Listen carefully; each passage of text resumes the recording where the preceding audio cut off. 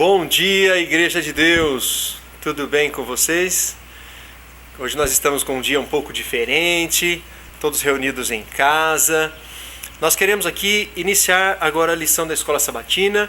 Estamos eu e o Matheus. Fala um bom dia pro pessoal aí, Matheus. Bom dia. Espero que estejam gostando desse novo formato. É um dia bastante diferente, único, mas nós acreditamos que, mesmo estando em casa, nós vamos ser abençoados pelo estudo da Palavra de Deus, tá bom? Nós vamos tentar levar essa lição de uma maneira leve, tranquila. Tivemos muitas informações negativas nessa semana, nos últimos dias, mas nós cremos que Deus está no controle de tudo e logo as coisas retornarão ao seu curso normal, tá bom? Para iniciar o estudo da lição, nós queremos fazer uma oração. Convidamos você aonde você está, para que você feche os seus olhos e acompanhe conosco nessa oração, pedindo a bênção de Deus para o estudo da lição. Vamos orar? Senhor Deus, nosso Pai amado, por favor, Senhor, nos abençoe agora. Vamos estudar um dos capítulos mais difíceis do livro de Daniel, mas também um capítulo importante, porque já é a parte final deste livro profético. Por favor, nos abençoe e nos dê a compreensão das lições mais importantes que o Senhor deseja para nós nesse sábado.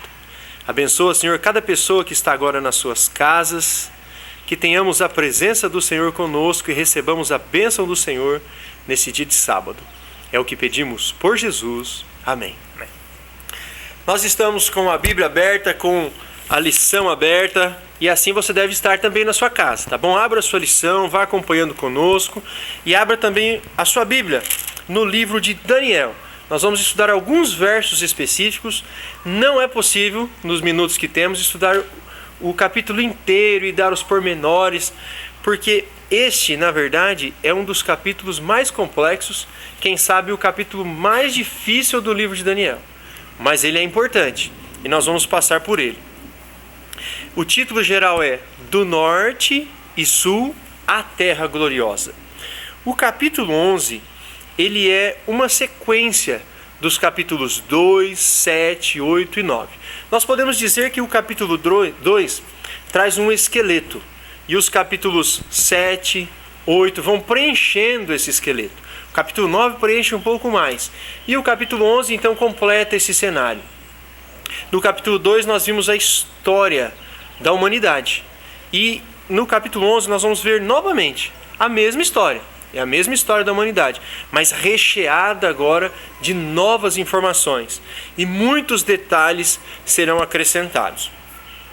Nós vamos ver que nós vimos no capítulo 10, no verso 1, que o anjo falou para Daniel que havia aquela visão envolvia um grande conflito. E agora no capítulo 11 nós vamos ver como se dá este grande conflito. Vamos lá? Capítulo 11 do livro de Daniel. Versículo 1 diz assim: Mas eu, no primeiro ano de Dario, o Medo, me levantei para o fortalecer e animar. Quando diz aqui, mas eu, quem é esse personagem? É o anjo. O anjo que termina a fala no capítulo 10, verso 21. Esse anjo aqui, Ellen White nos diz que é o anjo Gabriel, tá bom? Ele está dando a revelação para Daniel. E ele nos lembra que ele fortaleceu o próprio Dario. Dario é aquele rei que está no contexto em que Daniel foi lançado na cova dos leões. Aquele bom rei que foi enganado para aquela trama que envolvia Daniel. O que eu acho muito bonito nesse lugar aqui é que o anjo fortaleceu e animou esse rei pagão. Deus está demonstrando amor para com ele. E este rei recebeu a presença de um anjo. A gente não sabe se ele viu o anjo ou se o anjo só o influenciou. O fato é que o anjo estava ali com esse rei Dario. E agora ele continua no versículo 2. Agora eu, diz o anjo, te declararei a verdade. Eis que ainda 3 reis se levantarão na Pérsia.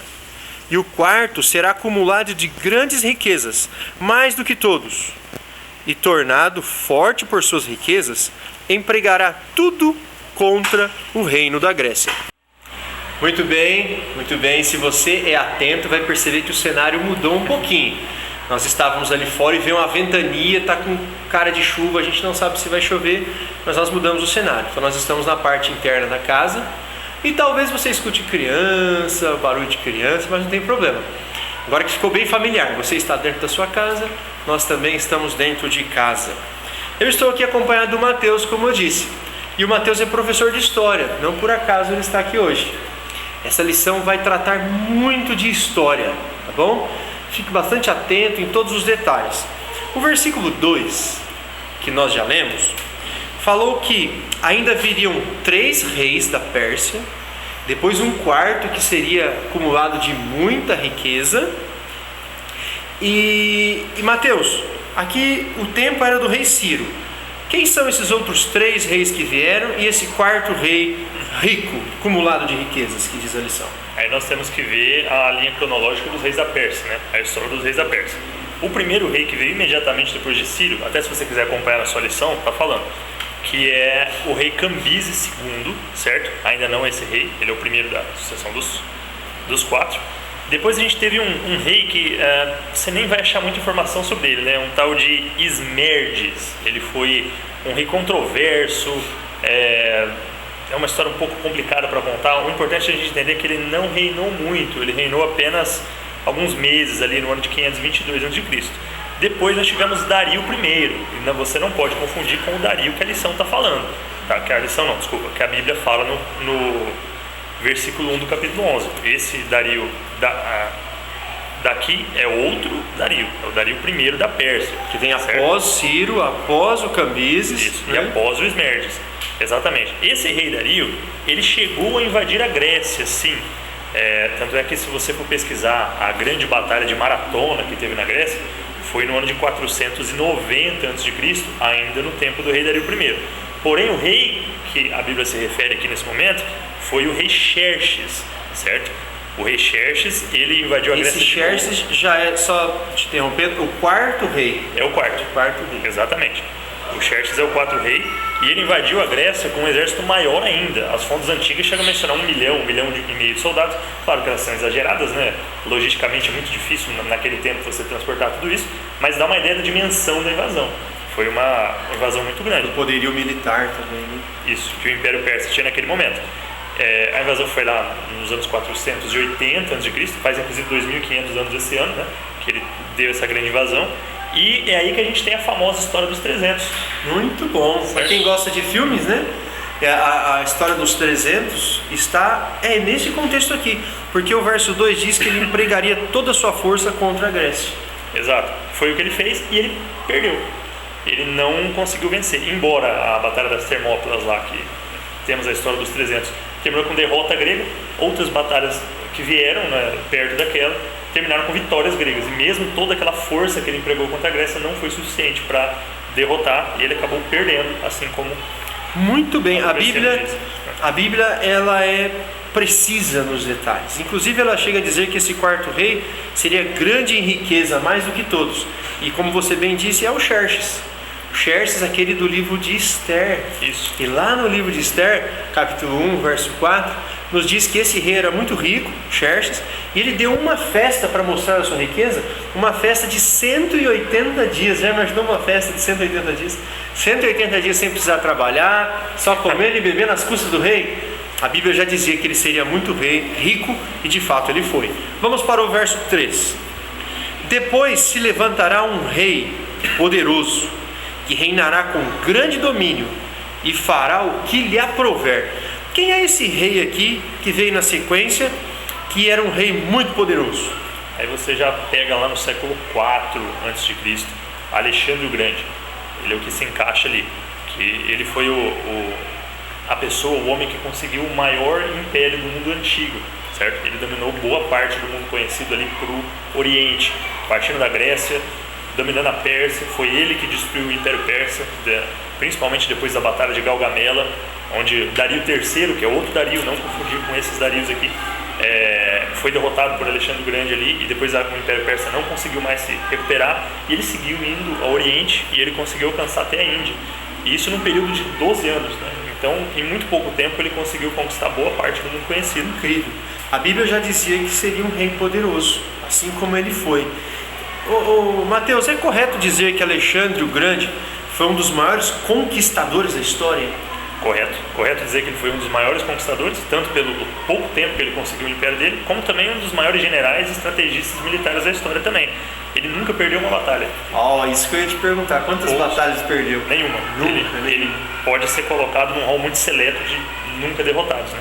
Só que você vê as batalhas que ele lutou, às vezes você olharia e falar, é impossível ganhar. Ele conseguiu, né? As estratégias dele foram perfeitas ali no momento, ele consegue derrotar a todos, só que não durou muito, né? Isso. Nós vamos agora para o verso 4 do capítulo 11. Diz assim: mas no auge o seu reino será quebrado, o Alexandre, e repartido para os 4 ventos do céu, mas não para a sua posteridade, nem tampouco segundo o poder com que reinou, porque o seu reino será arrancado e passará a outros fora de seus descendentes. Aqui a profecia diz para nós que Alexandre não duraria muito. Quero que você fale para nós com que idade, como é que foi que Alexandre morreu, e depois, quem assumiu o seu reino, porque o texto diz que ele não seria um descendente dele. Certo. Alexandre morreu aos 32 anos de idade. Ele era novo ainda, ele tinha muito que conquistar pela frente. Se você vê, se ele parte para o ocidente, ele tem muito mais terras, tem a Europa inteira praticamente, que ele poderia ter marchado para lá, como poderia ter partido da Índia para o Oriente, enfim, nós não sabemos os planos que ele tinha naquele momento, mas ele tinha tempo para fazer isso, e acabou morrendo no auge, com 32. Algumas fontes dizem que foi depois de uma sessão de bebedeira, difere um pouquinho da situação da morte, mas realmente foi uma morte repentina ali para uma pessoa da idade dele, do poder dele, e realmente o reino não passou para o sucessor. O fato, antes dos sucessores, é que no auge o reino foi quebrado. O reino foi quebrado. No auge ele foi quebrado. E o império dele caiu com ele, né? Ninguém... E como foi a sucessão? Ele não tinha filhos? Ele até tinha. Quando ele morreu, a mulher dele, a esposa dele, a Roxana, estava grávida que veio ser conhecido como Alexandre IV, né? Só que, como ele era criança quando nasceu, né, e tinha vários homens poderosos em volta do Alexandre, e cada um de olho em uma parte do império dele, acabou que o reino não passou para o sucessor dele. O sucessor dele foi inclusive assassinado anos mais tarde, né, o herdeiro legítimo do Alexandre. E você tem a divisão. A história da divisão é uma história complicada, envolve várias guerras entre os vários sucessores dele. Se você quiser até pesquisar as guerras dos diádocos, eles são conhecidos assim. E no final no final dessas 4 guerras, você chega a esse, que duraram vários anos aí, você chega a esse esquema final que a gente tem na lição, que é o Seleuco ficando com a Síria, Mesopotâmia, com aquela parte do império dele, o Ptolomeu com o Egito, o Lisímaco com a Trácia, que é um pouquinho ao norte da Grécia ali, a Trácia, e partes da Ásia Menor, onde fica uma boa parte da atual Turquia hoje, e Cassandro ficando com a Macedônia e a Grécia, que hoje esses dois territórios são todo Grécia, né? Você pega o mapa do mundo atual.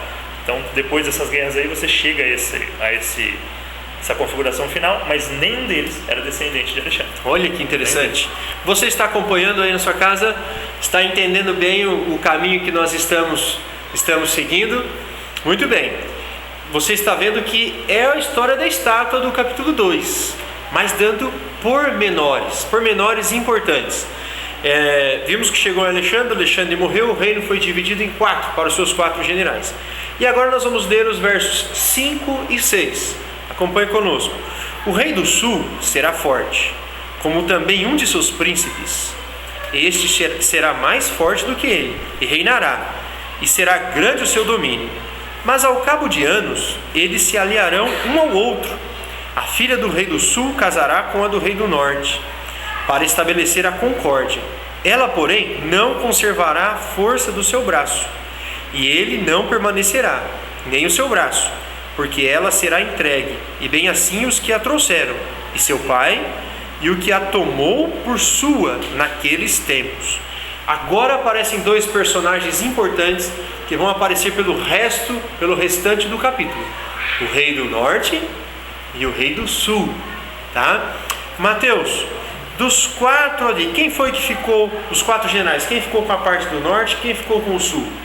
Dessa divisão de 4, você tem 2 reinos que se destacaram, que se sobressaíram sobre os outros, que foi o Império Seleucida O Império Seleucida aí vindo de Seleuco, né? Que você tem essa linha que fica, basicamente, a gente pode falar onde hoje é a Síria. Foi maior, mas só para você se localizar geograficamente aí. Foi um dos impérios, então. E ao sul nós temos o Egito, que são os descendentes de Ptolomeu, que foi o segundo que mais teve sucesso ali. E esses reinos entravam em guerra muito frequentemente. Os Seleucidas e o Egito Ptolomaico, que é o que a gente chama hoje. Muito bem. Então nós vamos ver uma sequência de guerras entre o rei do norte e o rei do sul. E aqui o verso 6 diz que aparece aqui uma mulher, né? E ela se casará, a filha do rei do sul se casará com o rei do norte. Como é que isso aconteceu? A história registra alguma coisa? Registra. Inclusive você pode acompanhar na lição aqui que a Berenice, que era filha do rei egípcio Ptolomeu II Filadelfo, se casou com Antíoco II Teos, o imperador do Império Seleucida naquele momento. Eles se casaram para tentar dar um equilíbrio, uma paz para aqueles conflitos, mas não deu certo. Pouco tempo depois eles já estavam em guerra de novo. É toda uma história complicada do rei Seleucida ter rejeitado a filha do Ptolomaico pela ex-mulher dele, que ele tinha colocado de lado, e aí isso causou uma confusão muito grande que seria complicado de explicar aqui, mas aconteceu essa tentativa, só que falhou. No final eles acabaram voltando a guerrear novamente. Essa tentativa de unir acabou com uma guerra maior ainda, né? Um problema até familiar. Muito bem, como a Bíblia já dizia perfeitamente que seria assim. Vamos seguir? Você está entendendo até aqui a história? Versículo 16, Mateus. Uma observação interessante é que essas guerras entre os Seleucidas e os Ptolomaicos ali, e o Egito, elas afetaram diretamente Jerusalém. Muito bem lembrado. Que ambos os impérios, se você for ver, tanto os Seleucidas quanto o Egito, dominaram Jerusalém nesse período aí. Então elas afetaram diretamente o povo de Deus ali em Jerusalém. Muito bem, a lição, né, traz isso de maneira muito clara, de que por que isso é registrado aqui em Daniel? Porque o povo de Deus está no meio de toda essa disputa, né? O povo de Deus está ali sofrendo essas batalhas, no meio dessas batalhas. Vamos seguir. Na parte de terça-feira, agora surge um novo poder. A partir aqui do versículo 16, nós lemos assim: o que pois vier contra ele fará o que bem quiser, e ninguém poderá resistir a ele. Estará na terra gloriosa, e tudo estará em suas mãos. Pois bem, Mateus, qual é o poder que vem na sequência e que faria tudo o que estivesse nas suas mãos? O poder que se encaixa aí seria Roma, né? Eu não gosto da gente usar o termo agora Império Romano, porque Roma passou por mais de uma fase, sendo que o Império foi a fase final de Roma. Nessa época Roma ainda era uma república, mas já era um poder muito forte, certo? A República Romana, se você for ver, ela tinha uma capacidade adaptativa a situações, inclusive situações difíceis, muito forte. Eles tinham essa tradição de realmente jogarem fora o que estava dando errado, absorverem tecnologias novas, estilos de luta novo, e eles também tinham uma vontade muito grande de vencer, mais do que os outros. Se você for estudar a história de Roma, eles não paravam enquanto os inimigos deles não estivessem totalmente ao joelho sobre eles, nem que isso levasse 10, 20 anos.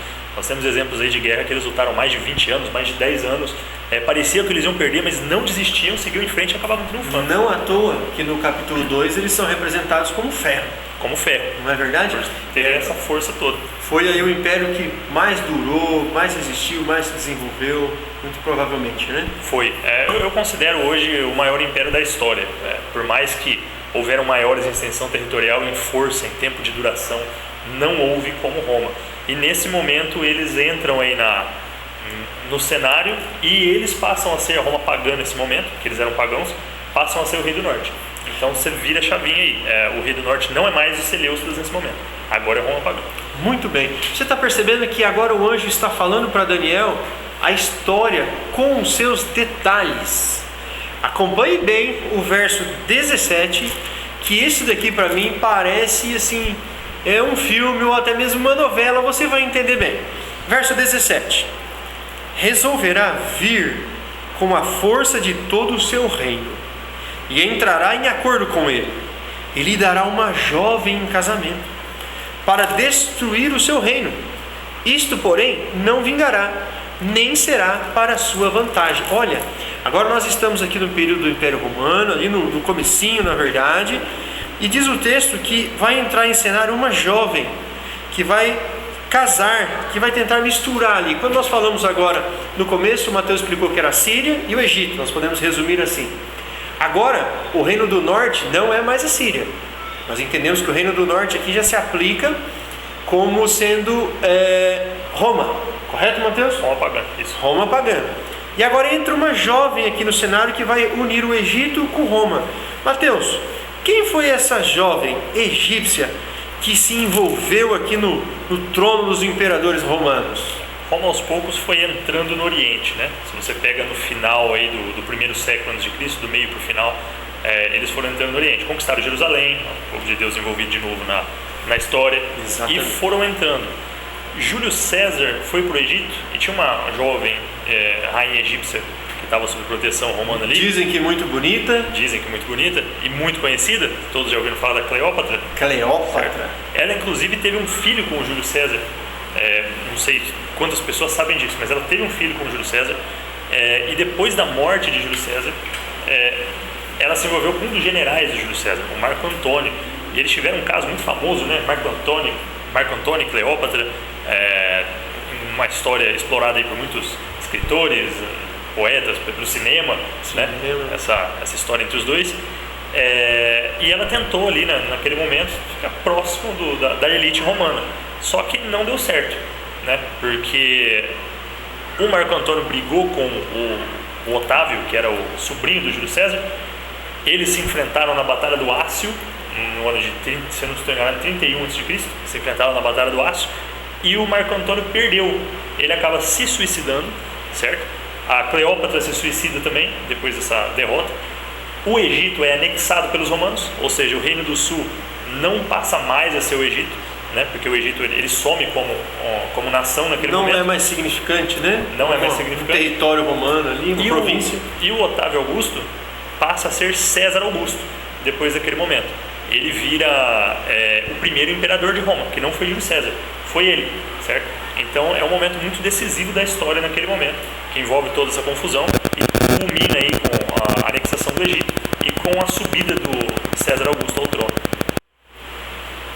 Muito bem, você está acompanhando o fluxo da história. Eu espero que o Espírito Santo esteja te ajudando, falando na sua mente para você compreender tudo isso, tá bom? E que se você é bem atento, vai perceber que está caindo uma chuva aqui fora, chuva de bênção, tá bom? Que o Espírito Santo chova aí na sua casa também. Vamos lá, continuando o texto bíblico, nós vamos agora para o versículo 20 do capítulo 11, tá?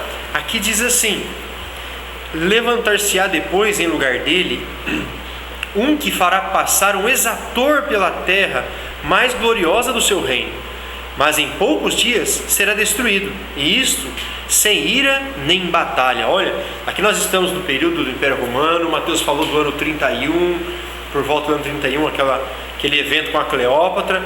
Quem seria, Mateus, esse rei, esse daqui que foi um exator, um cobrador de impostos implacável aqui?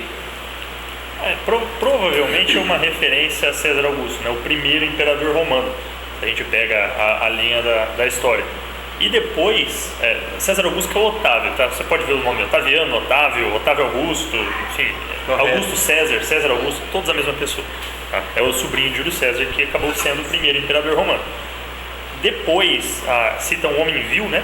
Isso, aí vai pro versículo 21, já fala desse homem vil, você pode tocar nele também. Provavelmente seria Tibério, certo? O filho adotivo de César Augusto, não estava na linhagem real originalmente, e ele entrou depois, talvez como um adulto ali, foi nomeado o sucessor, e ele não era muito popular em Roma, né? Então por isso dito como homem vil, certo? Essa homem excêntrico, né? Ele era conhecido também por ser excêntrico, então por isso, mas não vil no sentido de que de ser mal, não, ele não era amado.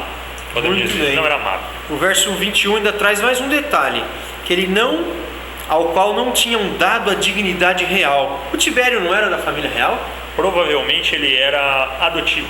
Olha que Ele era interessante. filho adotivo do César Augusto.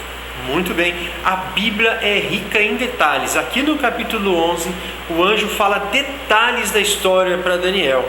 Agora no verso 22, diz assim: as forças inundantes serão arrasadas de diante dele, serão quebrantadas, como também o príncipe da aliança. Você sabe quem é o príncipe da aliança? Mateus, quem é o príncipe da aliança? Seria Jesus. Foi justamente nesse período que Jesus morreu. Ele morreu durante o reinado do Tibério. Então, nasceu durante o reinado do Augusto, morreu durante o reinado do Tibério. Então, o príncipe da aliança, nesse momento aí, vai se referir a Jesus Cristo, e ele foi morto nesse período, foi crucificado enquanto isso estava acontecendo. Muito bem, Jesus Cristo é o centro da história. Muito embora esteja sendo narrada a história da humanidade de guerras, Jesus aparece no centro. Uma curiosidade que eu acho desse verso é que o capítulo 11 de Daniel possui 45 versículos. E no centro do capítulo, no finalzinho do verso 22, apresenta o príncipe da aliança, ou seja, Jesus no centro do capítulo 11. Vamos lá. Após o período romano, que nós chamamos aí de Roma papal, ou Roma pagã, Roma imperial, há um outro poder, na verdade misturado com o poder imperial, aí, que está no versículo 31. Abra sua Bíblia no Daniel 11, verso 31. Olha que interessante.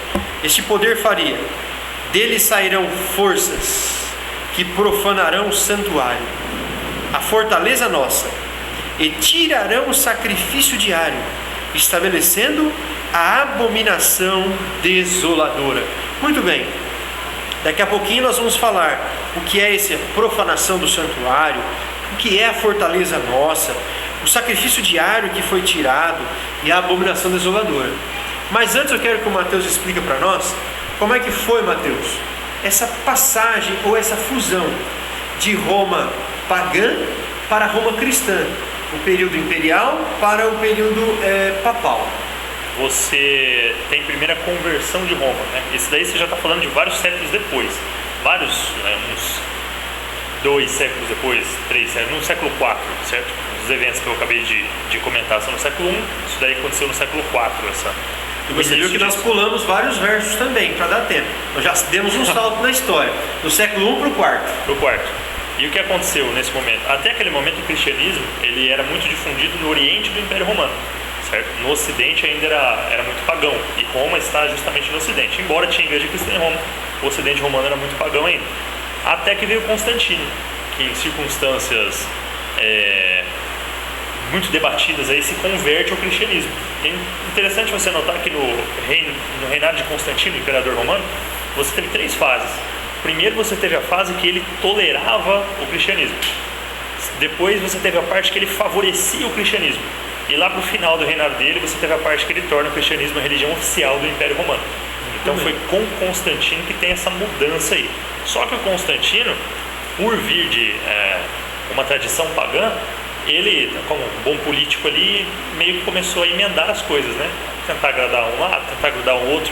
Começou também a introduzir algumas tradições pagãs no cristianismo, que até aquele momento não tinha. Olha, aí tem início esse período de profanação do santuário, de abominação desoladora, não é verdade? Nós vemos aí o Estado se fundindo com a igreja. O que acontece? Constantino, você acredita que ele se converteu de verdade ou você acha que foi uma... É complicado, porque parece ter sido uma conversão genuína ao ponto dele liderar concílios e tudo mais. Por exemplo, nós tivemos aí alguns fatos assim. Só que ao mesmo tempo então, você por pode... Por que ele não se batizou? Por que ele não se batizou? Ele batizou-se, né? Aceitou se batizar no fim da vida. Já no leito de morte? Dizem que sim, já no leito de morte. A questão é que o cristianismo naquele momento, ele tinha uma visão de depois que você se batizar, você tinha que ter uma vida santa, né? Uma vida pura. Ele era imperador, ele fazia muitas coisas que um cristão não deveria fazer. Então, preferível que ele se batizasse no leito de morte do que ele batizar antes e fazer tudo que o imperador deveria fazer e, enfim, transgredir vários princípios, né? Só que eu acredito que no caso do Constantino também foi uma conversão oportuna. Por isso que é difícil você dizer, porque talvez a real razão da conversão, essa especulação, né? A gente não pode falar, a gente não estava vivo no período, a gente não conheceu o Constantino, né? Mas talvez a real razão tenha sido porque ele seria um fator unificador. As pessoas se identificariam mais com um imperador que segue o mesmo Deus delas, no caso do cristianismo tem um Deus só, do que com vários deuses e cada um podendo dar a sua... Há quem diga, Mateus, que ele viu que o império estava rachando e ele quis unir o império com o cristianismo, o paganismo, e ele se convertendo de verdade ou não, que eu acredito que não foi de verdade, ele fez mudanças muito perigosas. Tem ali o início do domingo como guarda para os cristãos. Então, ele tentando conciliar as duas crenças. Um decreto de Constantino alterando a guarda do sábado para o domingo, não é verdade? Ali então nós temos o início da igreja se apostatando e passando a observar o domingo. Também entrou na igreja ali a adoração a imagens. O pagão gostava de imagens, o cristão não. Então Constantino fez o seguinte: o pagão gosta de imagem, o cristão não gosta. Vamos então pegar a imagem dos apóstolos e colocar na igreja, porque assim a gente agrada o pagão que gosta de imagem e agrada o cristão que gosta dos apóstolos. Olha só, e assim foi se fundindo, misturando paganismo com cristianismo. Voltemos para o verso 31. Profanarão o santuário, a fortaleza nossa. Você sabe de que santuário está falando aqui? Não é o santuário da terra. Não é o santuário da terra. Aqui nós estamos falando do santuário celestial. A Bíblia chama o santuário celestial de a nossa fortaleza. Sabe o que é uma fortaleza? É um lugar de refúgio. O lugar de refúgio do cristão é a fortaleza que está no céu, o santuário. É o lugar que Jesus diz que nós podemos entrar com confiança perante Deus, porque Jesus nos representa. Mas acontece que esta bela verdade foi atacada, foi profanada.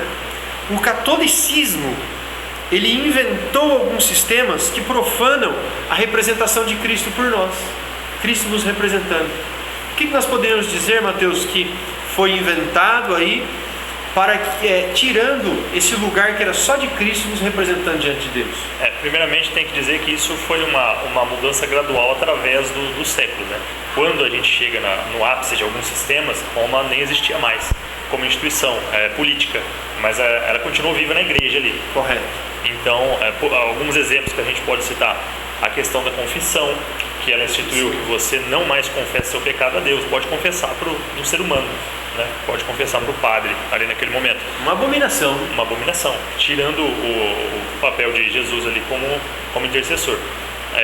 Você também tem a questão da penitência, o perdão não é mais obtido pelo seu arrependimento, não mais pelos méritos de Cristo. Méritos de Jesus. Você tem que pagar ali, né? Se mutilando, fazendo caminhadas, subindo escadas de igreja de joelhos. Subindo escadas, e até hoje muitos ainda fazem isso. E mal sabem que estão anulando o sacrifício diário, que Jesus é o nosso intercessor diariamente. O que mais nós podemos dizer? Profanação.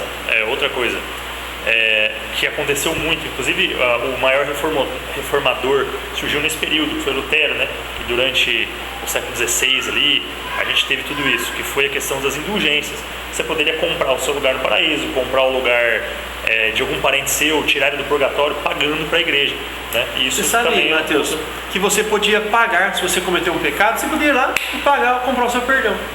Mas se você tivesse dinheiro, você podia pagar ainda pelos pecados que você ia cometer. É verdade. Se você tivesse mais dinheiro ainda, você podia pagar o pecado de toda a sua família. Mas se você fosse bem abastado, você podia pagar até pelos pecados daqueles que já tinham morrido. Já imaginou? Exatamente. Que abominação, né? Tirando o lugar de Cristo, ainda a intercessão dos santos, não é? Verdade. Só Jesus que intercede por nós. Às vezes incluíram a Maria, Santa Mãe de Deus, rogai por nós pecadores, né? embora Maria tenha sido uma santa mulher, ela não é nossa intercessora, somente Jesus. Então assim está jogando o sacrifício diário por terra. Olha quantas coisas. E principalmente a alteração da lei de Deus, né? Uma abominação. Tiraram lá o mandamento que fala para você não adorar imagem. E o quarto mandamento, mexeram, mudando o sábado para o domingo. Uma abominação. Mas vamos seguir aqui nos textos? Vamos. Já tem mais coisa. Versos 32 e 33. Esses versos são lindos. Olhe para eles. Aos violadores da aliança, olha, aliança eterna, ele com lisonjas perverterá. Você sabe o que é lisonja? Lisonja você pode dizer como sendo uma coisa lisa. Sabe o bagre que escapa? Então esse poder aí iria inventar coisas como lisonjas para agradar as pessoas, mas na verdade estaria pervertendo a verdade. Mas, diz a continuidade do verso 32, mas o povo que conhece ao seu Deus se tornará forte e ativo. Mateus, teve uma época que os cristãos sinceros eram perseguidos. Mas e aí? A igreja perdeu a batalha? Não perdeu. Você percebe que até nesse momento começaram a surgir reformadores, né? Vários inclusive. Sendo que o que teve mais sucesso foi o Lutero, o famoso Martinho Lutero, que vendo toda a corrupção que a igreja tinha naquele momento, foi durante a época das indulgências, onde estava mais pesado esse tipo de prática, que ele surge ali como uma luz, né? no fim do túnel. Uma luz. Não deixando com que tudo caísse por terra, Muito definitivamente. Bem. Além de Martinho Lutero, outros reformadores surgiram após, né? E o verso 33 diz assim: os sábios entre o povo ensinarão a muitos. Olha que legal.